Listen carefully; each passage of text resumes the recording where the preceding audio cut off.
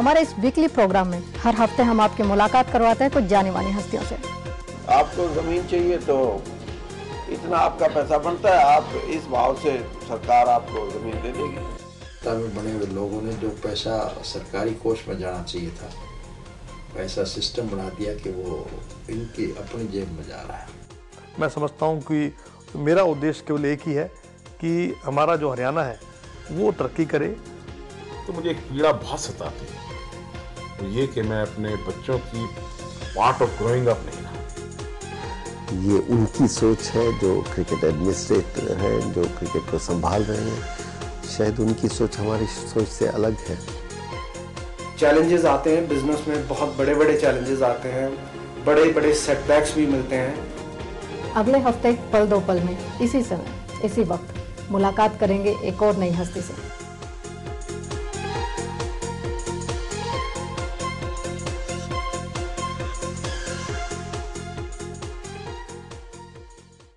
हमारे आज के मेहमान किसी पहचान के मोहताज नहीं हैं, फिर भी खेल जगत में इन्हें केडी और हरियाणा हरिकेन के नाम से जाना जाता है। जी हाँ, हम बात कर रहे हैं 1983 winning Indian world cup cricket team के कैप्टन कपिल देव की।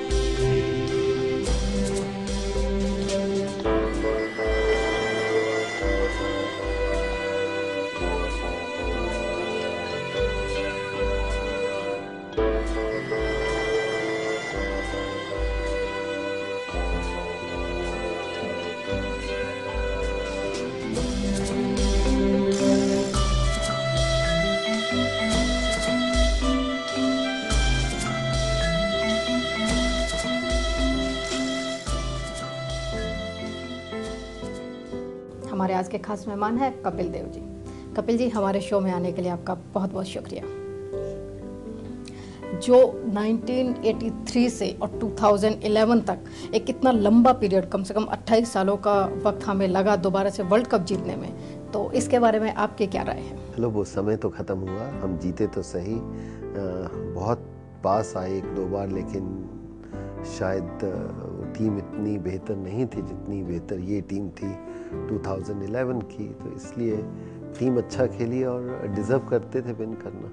मैं आज का दौर नहीं जानता, क्योंकि सिर्फ किताबों में या लेखकों में पढ़ लेते हैं कि जो भी कहा जाता है, और शायद ये सही है और अच्छी बात है। क्रिकेट बोर्ड हमारा रिच है और इनके पास पैसे हैं, आज डोमिनेट करता है, ये तो बहुत खुशी की बात होनी चाहिए। और अगर क्रिकेट बोर्ड रिच है तो हमारे प्लेयर भी आज के रिच हैं, और सबसे ज़्यादा अच्छी बात ये है कि बोर्ड भी रिच हो, प्लेयर भी रिच हो, और उसके बाद आप वर्ल्ड कप भी जीते, इससे बढ़िया क्या हो सकता है।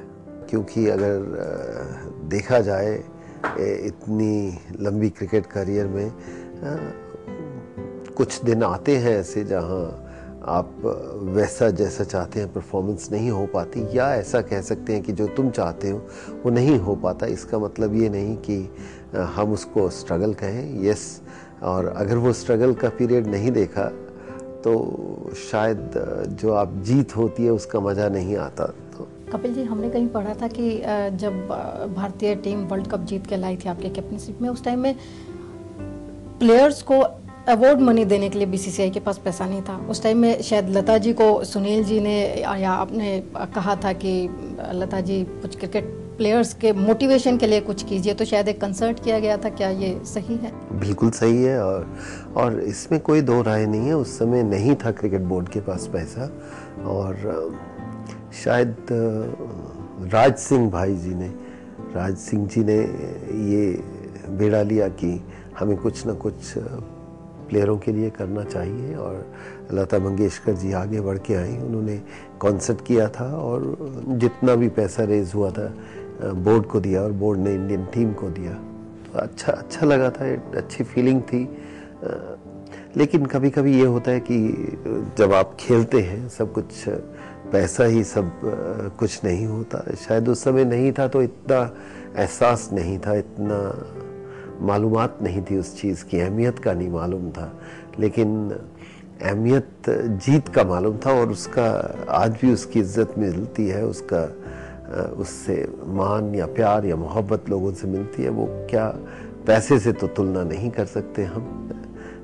कहीं ना कहीं वक्त बदलता है, वक्त के साथ लोग भी बदलते हैं, सोच बदलती है। शायद नए खिलाड़ियों की सोच अलग है, वो अपना ज़िंदगी बना रहे हैं अपने खेल के द्वारा, और होना भी चाहिए, ऐसा कोई बात नहीं। लेकिन जिस वक्त हम खेलते थे उस समय खेल का कुछ अलग रुख था। ये नहीं कि इन बच्चों में पैशन कम है या हम में ज़्यादा था या इनमें ज़्यादा है। उस समय जो उस समय का माहौल था उसके बीच में हम खेले और बहुत एंजॉय किया और जीत बहुत खूबसूरत लगी। कैसी फीलिंग थी उस टाइम में जब आपने वर्ल्ड कप ट्रॉफी हाथ में ली कपिल जी? तो वो क्या एक माइंड स्ट्रेटेजी क्या चल रही थी उस टाइम में? शायद इतना अनुमान नहीं था क्योंकि ना तो हमने वहाँ तक सोच रखी थी। एक खेलने का जज्बा था और उसी जज्बे में जीतते चले गए और शायद हमें सोचने का मौका नहीं मिला। इसलिए क्या जज्बा था, जज्बा बहुत जोश था हमारे में। और कहीं जब शुरू किया था तो ऐसा जोश नहीं था कि हम जीत सकते हैं, लेकिन जब आधे रास्ते पहुँचे तो हमें लगा कि ये पूरी टीम में इतनी एबिलिटी है कि किसी टीम को भी हरा सकते हैं। और वहाँ से सोच बदली और सोच बदलते ही शायद सब चीज़ें अलग नज़र आने लग पड़ी। कपिल जी, आप एक बिजनेसमैन फैमिली से बिलोंग करते हैं और बिजनेसमैन फैमिली से एकदम से क्रिकेट की तरफ आपका रुझान होना, आपके बड़े भाई का आपको सपोर्ट करना, ये सब कैसे एक अचानक हुआ? ऐसा कुछ नहीं कि सब बच्चे, शायद चंडीगढ़ एक ऐसी जगह थी जहाँ खेल में बच्चों को रुचि ज़्यादा थी या खेलने के मैदान यहाँ पर बाकी शहरों से कहीं ज़्यादा थे। और जब सब बच्चे खेल रहे तो हम भी खेल रहे थे। शायद मेरी रुचि ज़्यादा थी या शौक़ ज़्यादा था या पैशन खेल के प्रति ज़्यादा था और उसी दौरान मौके मिलते चले गए और एक ज़िंदगी बन गई खेल। कभी सोचा नहीं था, लेकिन ये भी नहीं सोचा था कि कोई और ज़िंदगी भी हो सकती है खिलाड़ी के अलावा। तो इन दोनों चीज़ों को देखते हुए क्या कब ज़िंदगी बदलती गई कुछ कह नहीं सके।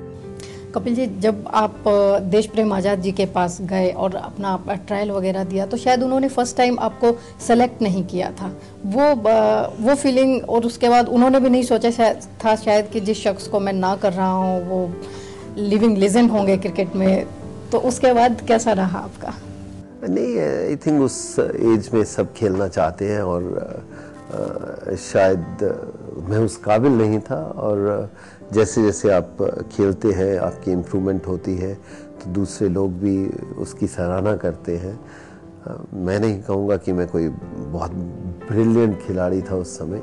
हाँ, मेहनत करते करते तो आपकी जो है एबिलिटी, टैलेंट सामने आया। तो कोशिश करते थे कि हमें भी बाकी बच्चों की तरह हम भी खेल सकें, लेकिन शायद बाकी बच्चे हमसे उस समय बेहतर थे। 1979 में आपने रोमी जी को मैच देखने के लिए इनवाइट किया था और शायद उसी दौरान आपने उन्हें प्रपोज भी किया था मुंबई की किसी लोकल ट्रेन में। वो किस तरह से? नहीं, मैं कभी ट्रेन में नहीं मिला उनको। कॉमन फ्रेंड थे, उनको क्रिकेट के बारे में कोई मालूमात नहीं थी और जस्ट दोस्तों के बीच में दोस्त थे और मिले थे। और ऐसा नहीं था कि इनवाइट किया था, सब दोस्तों को बोला था जो अपनी हम उम्र के थे कि आइए आप भी मैच देखिए। और इसी दौरान अच्छा लगा उनसे मिलके, बातचीत की। और कभी होता है कि दो दिल मिल जाते हैं और उनकी सोच मिल जाती है। शायद वो मेरे से बहुत फ़र्क थे, इसलिए थोड़ा जानने की कोशिश, पहचानने की कोशिश में वो वक्त निकल गया। और बहुत बढ़िया औरत है, लड़की थी और अच्छा लगा कि मैं उनके साथ इतनी ज़िंदगी बिता सका। 80s में आपकी शादी हुई एंड देन 83 में आपने वर्ल्ड कप जीता। तो क्या कहीं ना कहीं रोमी जी का भाग्य और आपका hard work you believe in this? ये नहीं हो सकता कि एक वाइफ का ही हाथ हो सकता है, आपकी सिस्टर का भी हो सकता है, आपकी माँ का भी हो सकता है, आपकी भाभी का भी हो सकता है। तो ये कहना सही नहीं है। हाँ, ये ज़रूर है कि अगर आपके साथी अच्छा हो तो उसका फ़ायदा लॉन्ग रन में नज़र आता है। और मैं ये नहीं कहूँगा कि सिर्फ उनका था, शायद माँ का भी हाथ था, और जो फैमिली में बाकी लोग होते हैं उनका भी हाथ था। सक्सेसफुल होने के लिए औरत का नाम कहना ये सही है, क्योंकि औरत माँ के भी रूप में आती है और बीवी के रूप में भी आती है। और शायद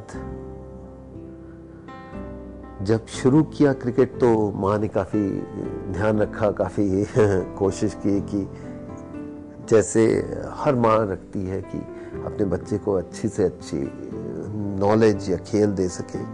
और उसके बाद अच्छी बीवी मिली जो शायद दूसरे शब्दों में कह सकते हैं कि वो एक अच्छा साथ था, जिन्होंने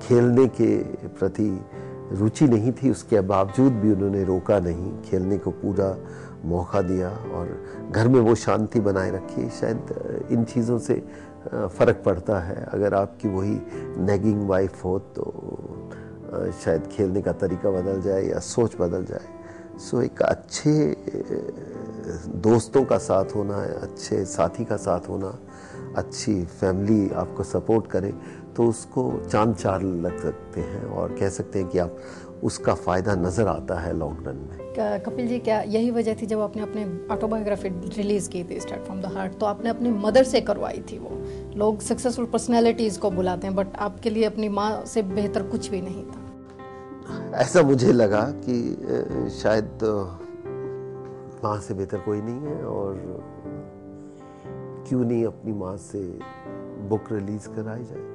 तो ऐसा कुछ सोच नहीं थी या ऐसा कुछ सोचा नहीं था, लेकिन जब मन में रखा कि किसको बुलाया जाए तो शायद बार बार एक ही चीज़ आ रही थी, क्यों ना माँ को बुला जाए। इंडिया ने अभी वर्ल्ड कप जीता जिस तरह से, तो आप ऑन स्क्रीन भी एक्सप्रेस कर देते हैं, तो क्या बुरा है? मेरे को नहीं समझ आता है, मैं समझ नहीं पाता। लोग कहते हैं आप जब पिक्चर देखने जाते हैं आप हंसते नहीं हैं क्या?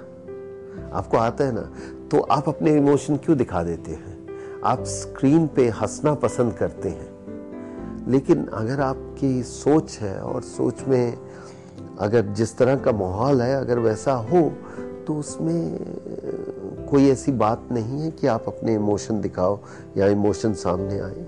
और अगर इमोशनल इंसान हो तो इमोशन सामने आते हैं। हाँ, अगर आपको पत्थर दिल बनना है तो वो वैसे बन जाए। कुछ लोग हैं, कुछ मैं सोचता हूँ कि अगर आप में इमोशन है और सामने आता है तो इसमें कोई बुरी बात नहीं। आप क्रिकेट की बात चल रही है, आप सामने हैं और सचिन के बारे में ना बात की जाए तो ये तो थोड़ा अधूरा रह जाएगा। तो सचिन भी जिस तरह से पूरे वर्ल्ड में एक भारत को बीच में कहीं ना कहीं सचिन नाम से भी जाना जाने लगा है, क्रिकेट वैसे भी भारत में भगवान है, तो सचिन के बारे में आप क्या कहेंगे कि कैसे हैं वो? बहुत बेहतरीन क्रिकेटर हैं। कभी सोचा नहीं था कि एक यंग लड़का इतनी छोटी उम्र में क्रिकेट खेलेगा और उसके बाद इतनी देर तक खेल पाएगा। बहुत से जो बड़े खिलाड़ी बनते हैं या नामी खिलाड़ी बनते हैं, जब कोई भी नामी खिलाड़ी बहुत छोटी उम्र में शोहरत प्राप्त करता है, इज्जत मिलती है, तो वो कहीं ना कहीं अपना वो जो पैशन है या प्यार है खेल के प्रति वो भूल जाता है, छोड़ देता है। लेकिन सचिन के बारे में जितनी तारीफ की जाए उतना कम है, क्योंकि उनका पैशन नीचे नहीं गया, उनका खेलने का वो अंदाज नीचे नहीं गया, और उनका टीम के प्रति जो सबसे बड़ी बात है कि आप एक टीम गेम खेल रहे हो, उसके प्रति भी उनको उतनी ही लगन है कि उनकी टीम जीतनी चाहिए। और उसके बावजूद इस कदर जिस देश में क्रिकेट को इतने हद तक लेके जाया जा सकता है कि आप भगवान के साथ तुलना करते हैं, तो ऐसे प्रेशर में कोई एक खिलाड़ी इतना बढ़िया खेले और एक अच्छा एम्बेसडर रहे, तो ये एक बहुत बड़ी एक कामयाबी है और उपलब्धि है। कहना बहुत आसान है लेकिन करना बहुत मुश्किल है।